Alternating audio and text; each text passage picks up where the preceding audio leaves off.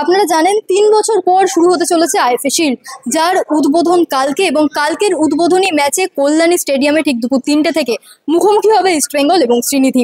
তার আগে যে দলগুলি আইএফএ শিল্ডে অংশগ্রহণ করেছে তাদের ক্যাপ্টেন এবং কোচ, তাছাড়া আইএফএর সচিব অনির্বাণ দত্ত উপস্থিত ছিলেন এবং সভাপতি শ্রী অজিত ব্যানার্জি উপস্থিত ছিলেন। সকলকে নিয়ে কিন্তু আজকে একটি সাংবাদিক সম্মেলন হয়ে গেল।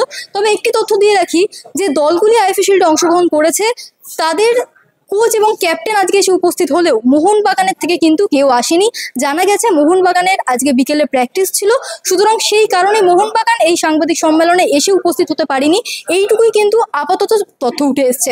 তাছাড়া আজকে সাংবাদিক সম্মেলন থেকে যেটা জানা গেল যে প্রাইজ মানি থাকছে এই টুর্নামেন্টের উইনার দল, তাদের জন্য থাকছে ৫ লক্ষ টাকা, এবং যে টিম রানার্স হবে তাদের জন্য থাকছে ৩ লক্ষ টাকা। তাছাড়া প্রত্যেকটি ম্যাচে যে ম্যান অফ দ্য ম্যাচ হবে তার জন্য যে পুরস্কার মূল্য সেটি হলো ১০,০০০ টাকা।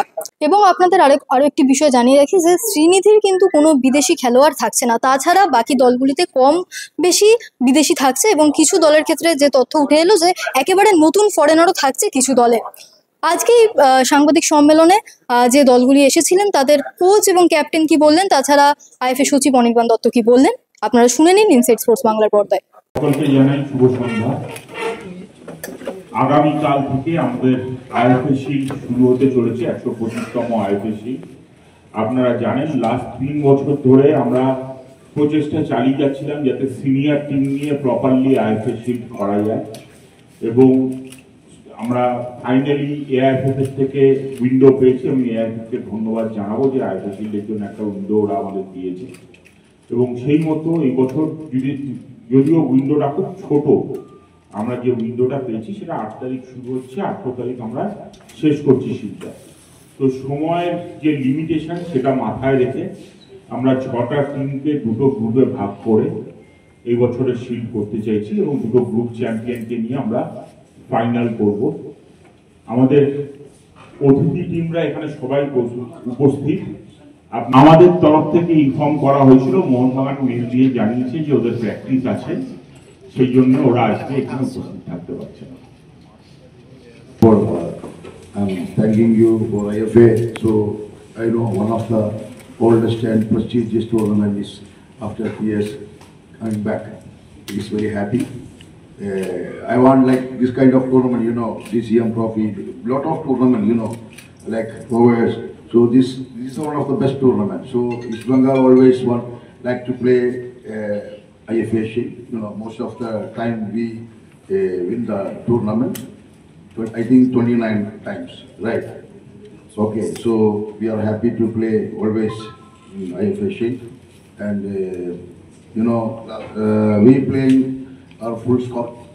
Yeah, we are ready to play to the all the tournaments.